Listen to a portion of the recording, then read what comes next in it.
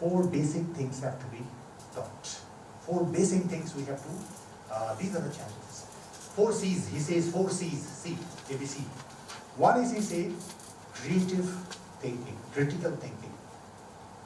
Today's students, we have put them in such a system, they have absolutely no space, 0 space for using the faculty of thought. They cannot think. They cannot think independently. I have been asking students at all levels, what proportion of your time, waking hours, right? 16 hours, 8 hours you sleep, 8 hours. 16 hours your waking hours. What proportion of that 16 hours do you devote to some kind of independent thinking? That makes them thoughtful. What do I think? And many people say that I do not think at all.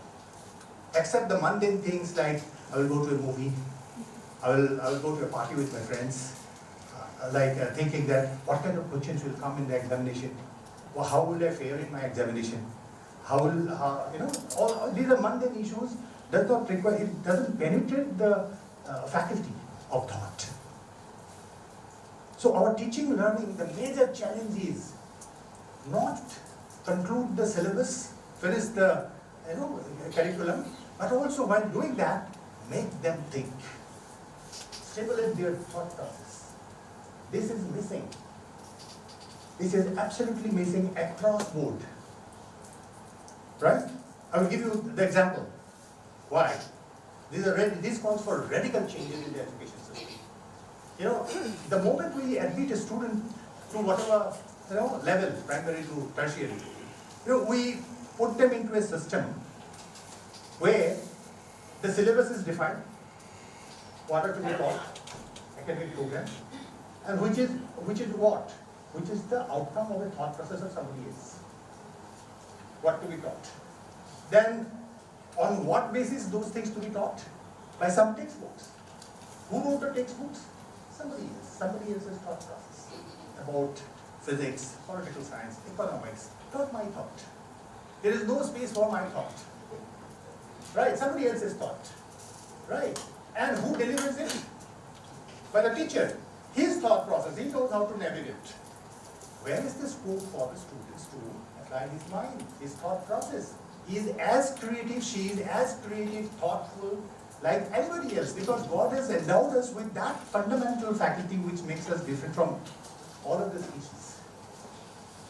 Right? We are disabling that basic fundamental faculty of the students. Do you realize this basic point? Do you appreciate, sir? Man, is it not critical? So we have to excite them. In most Western universities, the classrooms are minimal. There are only 3 days in a week classes, maximum in a day 2 lectures, and rest they are given problems, assignments, and go and think, come up with solution. Go wherever you go. But this is the deadline, you have to come up with your creative things. So we have to make them skilled for this kind of creative thinking. Our students cannot think. The result is, don't read too much of politics out of it. The result is, we are guided by leaders' thought processes, where our thought process has no space. You understand my point? So this should not happen in any civilized place on this planet. This is fundamental challenge. The second is communication. Second C. According to Harari, I am not quoting myself. I am quoting Harari, very famous, thought leader of today. Communication is not just English. Communication is not just the ability to put across your thoughts in correct English without any grammatical error and all that.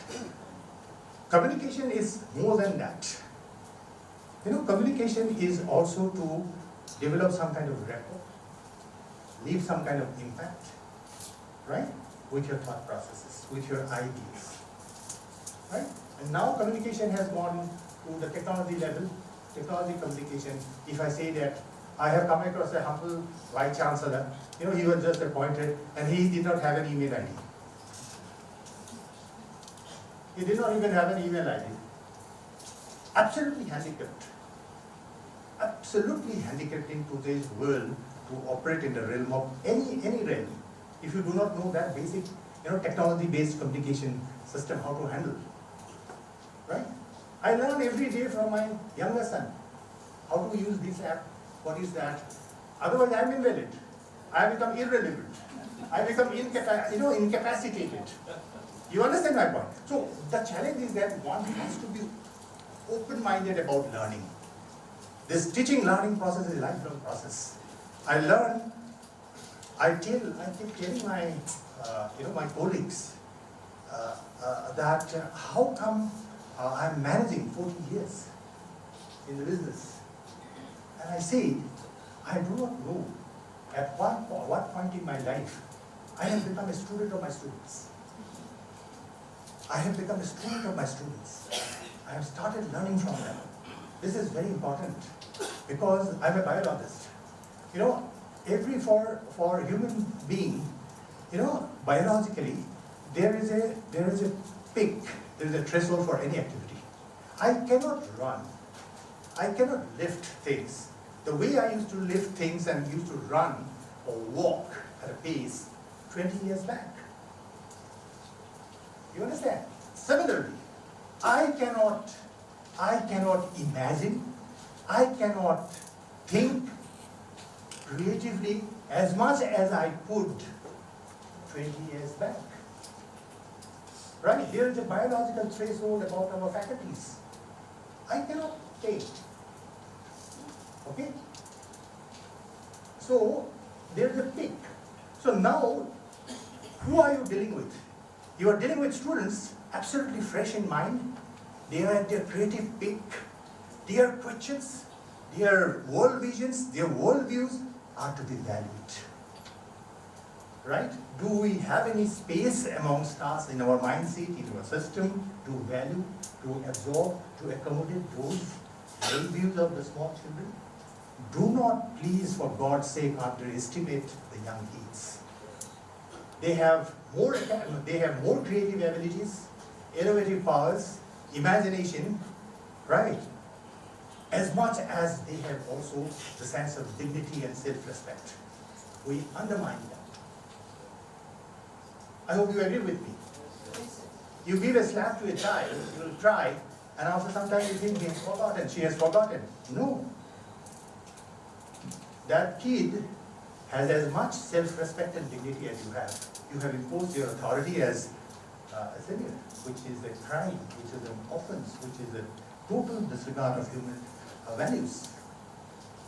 So these are things we have to learn. These are the challenges. We cannot. What is happening to us, every day we gather experience, bad experience. I see the bad things in people. I get hurt. I remember. I accumulate. So my worldview, right, is through a lens which has got these layers and layers of experiences, some good, some bad. So we cannot be that creative, that innovative, that pure. Our worldview is not that clear. But these young people, their life is just started. They do not have this accumulated bad experiences, bitterness and all that. They see absolutely radically different, pure, innocent, right? Pristine. So we have to value it. To my mind, this is a challenge. Right? We have to have mindset. We have to develop our mindset to accommodate these views, because they are the real stakeholders. We won't be there at a school if the students are not there. Right? They are the major stakeholders. We have to remember the smaller but very high impactful aspects of life. I think you agree with me. Right? So communication, we have to learn how to communicate with them. Unless we understand, realize, and value these aspects of the child in the school, you cannot communicate. You say something, it goes, right over their head. They will not appreciate. Right? And these things, I do not believe, but it is required. Please don't get me wrong. This attendance, mandatory attendance in classes in the universities and the colleges, 75%. Physically they are there attending, but mentally they are, light years away.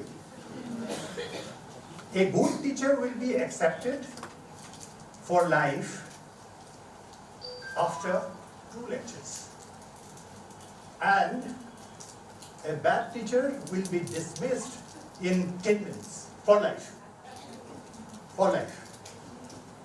Right? Only because we are in India, where teachers are revered, they tolerate us. But if I were a doctor, if I were a lawyer, they say, this is good for nothing. I will not go to this doctor. Professionally, he's gone, dead. Lawyers, oh, he is a miserable person, he will never win any case. So that is the end of it. But because we are teachers, and teachers in India, not only in India, outside also, teachers are revered. Right? But we have to live up to that level of reverence. We must realize what value we have in society. We do not. That is another challenge. We think we know everything. But in fact, we know what we had known 20 years back. Because we have stopped listening to, learning from the young generation. This is another challenge. Right? In Tezpur, I will be personal a little bit. It is not just blowing my own trumpet. Just to, add muscle to what I'm telling.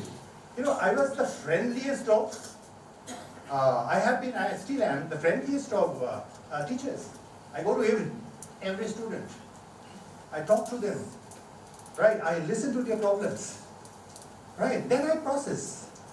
Because they can be, there may be immaturity and so on and so forth. I have to process it and take a decision. And when they speak to the head of the institution, the leaders, you see the effect is just magical. You have to open up. You have to open up. You cannot be a very strict headmaster or headmistress. Respect, acceptability will come from deep affection. First thing is you have to bridge the bond.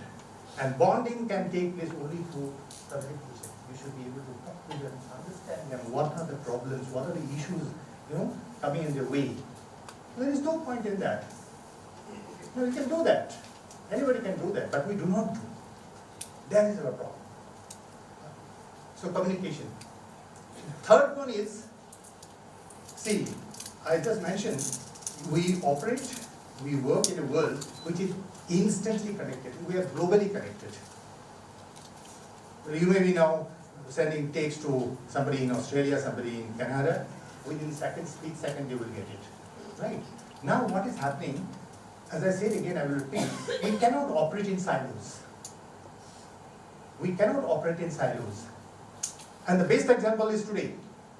People from Bhutan here, Kerala here, Arunachal here, we are all sitting together last 2 days. What are we doing? We are doing some kind of collective exercises in collaboration with each other. Our friends from Bhutan is not finding difficult in understanding us, even though they are from a different geographical locus. Am I right? So this ability to collaborate is very important. This Don Bosco Institute would jolly well have confined this to only the Northeast or only maybe Eastern India. But why have you gone out of the confines of geography and decided to call people from other places? Because you want to collaborate. Because synergy is always greater than energy. Forget about physics. Synergy is always greater than energy. I have energy, Don Bosco has energy. But Don Bosco and other institutions put together is greater than energy. This is common sense. Right? So we have to enable our students to value collaboration. They operate in silos. At home, the communication deficit and gap is so enormous. Parents, father, mother, brothers do not know what their children are thinking. They cannot communicate. They do not understand each other. Forget about collaboration. Family is a collaborative business. That is the first place where collaboration begins. And the family where this collaboration is not there between the father and the son, mother and the children, what kind of business is happening in that family? Am I right? So I'm not telling anything from the textbook. I'm telling something from our own lives. We have to look inward, introspect, and find out the realities of life. And this collaboration will help us. This is the third C, collaboration. Fourth C is, first is critical thinking, I said. The last is creative thinking. Create something. Ideas, inventions. Right, you have to give them liberty. You have to give them liberty. Creativity has got no definition. Creativity, innovation can be anything. Right, and you cannot imagine what is there within the cranium with that 200 grams of gray matter that you have. Right, that 200 grams we carry, right, within the highly protected cranium. You do not know the power of that. We have created out of that intelligence which is an order of magnitude higher than this. That is the capacity of this. So that is a threat, that is a challenge, how to cope with this kind of scenarios. We cannot create Frankenstein also. We cannot create Frankenstein also. And Frankenstein will be created by our youngsters if we do not alert them about the values, about morality, about ethics, right? And these are irrespective of language, religion, caste, language, anything. Ethics is ethics. His Holiness Dalai Lama, he is Buddhist, but his secular ethics, universal ethics is really universal. Now the biggest challenge in the world today, how to factor in to our teaching learning process these issues of values. Can we teach morality, truthfulness, honesty by a syllabus, through a syllabus? Right? Traditionally, these have been used to be taught, cultured, inculcated, factored in by the institution called family. Now, family as an institution is going to be very sad reflection of today's world. So other institutions will have to take over. In family, you see the father is a highly corrupt man, mother doesn't bother about anything but job and money and everything. So where is the space for teaching your kids about these fundamental issues of life? These are not classroom taught things. But now it has been passed on from the family as an institution, it is failing, to schools, colleges, universities, right? I had a big fortune of interacting with His Holiness the Dalai Lama in 2016-17. He visited Dibrugarh University also. We were discussing how to, he is helping some American universities because the problem is more acute there. Somebody having a gun and got a fine idea, and let me go and shoot people. Day before yesterday, California, right? People are celebrating and somebody had the good idea of taking the gun out and shooting. No values, absolutely devoid of anything called humanity. Right? And he is the outcome of schools, colleges, and universities. He is a product of our process. Should we not be concerned about these episodes, these incidents? It is happening there in America today. Tomorrow it will happen here also. It is happening. So how do you teach? It is a big challenge for us. You give somebody first class first in honesty in a program, teaching program, first class first in honesty, and you find 2 years later, he is one of the greatest cheat on the world. He is a scamster, right? He has borrowed so much of money, right? So you cannot teach these things within the framework of the conventional, syllabus and all that. But this is a challenge for us as leaders. How to teach? Don Bosco can teach, I am sure about it, because I know your education system. But the only thing is, the new generation of teachers have to be, brought to the mold. We need transformational leaders now. We just do not need managers. We do not need managers to manage the school administration, very strict, adherence to the rules, regulations, everything fine. But what is not fine is, in the process, the university or the school, in that process it is being managed well, but it is not progressing well. it will not progress. Right? You have to progress. Humanity, has to be encouraged, nourished, so that it progresses. Human values progress, enriches. So these are the challenges. School teachers, school educators, school leaders, 21st century must learn to operate in a system of mutual trust, respect, and affection. Everywhere, from primary school to university. You have to have mutual trust, confidence, respect, and love about all the colleagues. Right? You will find somebody is failing in confidence. So you know that this fellow is reliable only up to this, so you handle accordingly. But right in the beginning, if you dismiss all of them, and you think that nobody is trustworthy, you are a gone case. They are not. Am I right?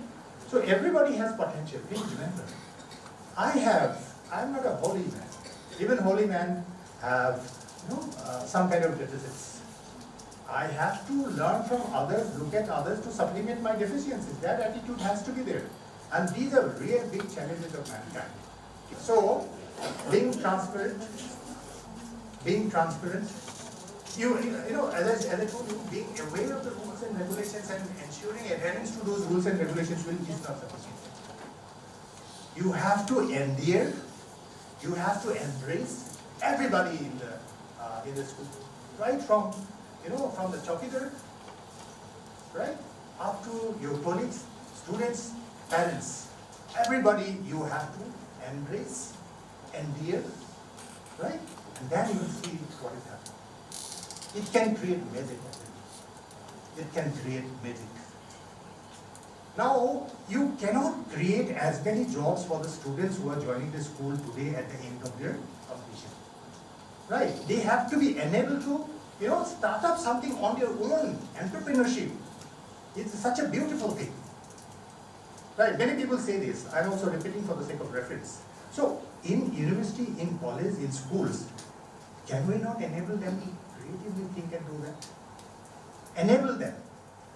I will again give this, when you create something innovatively, that is your knowledge. And that is intellectual, that is your intellectual property. The child has to be taught about the rights also. There's a legal mechanism called intellectual property rights. The student has to be taught, even in the school. Even in the school, every child should be taught about some part of the constitution, the human rights, accounting, finance matters management, basic rudimentary things, not for getting through examination, but through managing their own life properly. These are not there. Right? Intellectual property. Because they are involved in intellectual business. Teaching, learning, thinking, research. Okay? And research is not limited to somebody who had got MA, MSc and postgraduate. There only they can do research. Research can be done by the child. He does it every day. What is research? You observe, you think, you try, whether your thought process is correct or not, hypothesis, do experimentation, then get some results, analyze, and find out the fact. Either way, right or wrong, my thought process. This is research. The child trying to touch the flame of a lamp, that is research. Right? Everybody has research faculty, not, people that you put on a pedestal like us, that they are great. The moment I could see from your faces that how you have assessed me, this fellow has got 100 plus publications, you can have 1,000 plus. Right? Nothing. Everybody can have the faculty to think. Research is nothing but capability, application of the thought process, utilization of the thought process through observation, analysis, experimentation. Okay, so these things should be encouraged from here. At the far end, in the tertiary level university, startup will not happen, unless they bloom from here. The seed is to be sown here. The seed will give flower and fruits there. When they reach the MAMSC, this is a challenge. How do you bring in space and scope in the school system for innovative ideas? These, participation in national science competition and all that. These are not issues of competition. These are issues of, and inculcating, encouraging, creative, thoughtful ideas in the students. Competition is sometimes good, sometimes it is bad. In today's world, it is bad. Competition is jealousy. Borderline is very thin, because our societal thing has become corrupt. So that's the reason I'm telling. Otherwise, good competition is healthy, competition is good. So, intellectual property right, entrepreneurship, innovations, right? And then you start your business on your own. Would you believe, you mentioned briefly, I succeeded it. And I want to prove through greater such success stories by you that it can be done. Don Bosco can easily do it. Done, I think you have already done it. I have, there in Dibrugarh, saved 3-4 boys and girls, computer science. I said, what are you doing? He said, I'm looking for jobs. I said, you are looking for jobs. Why don't you do something in between? See, every government organization, UGC has given a mandate, University Grants Commission, that every university, every college in India, there are 700 universities and, nearly so many, 35,000 colleges, more than 35,000 colleges. Every college is mandatory to create websites. Who will create websites? People like you with computer science background, MCA, BCA and all that. Can you not form a small group and advertise that we can do this and try it? So I have given them the first assignment. I am giving you the first order. Dibrugarh University website, you make it. I will pay for it. Now do you know there are 178 affiliated colleges at Dibrugarh University. They are getting orders from across the state. This is startup initiative. They have to be ignited. They have to be shown the path. They know the destination, but they do not know the path. They have the strength. They have the capacity. We have to really trigger it. We have to put them on the track and fire it. Intellectual capability, ability to think, does not have anything called I am from a rural background, I am from a town, I am from this school, I am from that school. I have this, I belong to this species, I can think, and this is my thought. Thought is it. They are inhibited totally by these artificial, the crippling thought process that I am from a rural remote area, my father is poor, how can I do this? This is too big for me, this is impossible for me. You have to break those. These are challenges before us. These are challenges we have to break in order to harness the potential, identify. Right? We assess them only by 7 subjects. We give them star. We fail them. But there are n number of faculties we cannot assess. Right? We dismiss them for life. 3rd division. Khatam. Right? We are criminal in wasting, condemning beautiful human species. This is, I'm saying, after having spent 40 years of my life, day in and day out, every morning, evening, with my students, just like you. These are, to my mind, these are challenges. These are absolute challenges. So, leaders have to be visionary, as a school leader, right? Everyone is a leader, actually. But as with the position of a headmaster or a principal, your leadership role is different. Right? Everyone has to lead. So, these are the different issues that comes to my mind, and I thought these are really helpful. And you'll be surprised to see the innovative capabilities of students. So anyway, these are the issues, these are the challenges. Thank you very much. If I have taken some longer time, sir, 10 minutes is over. Thank you very much. If you have a question or two, I'm here.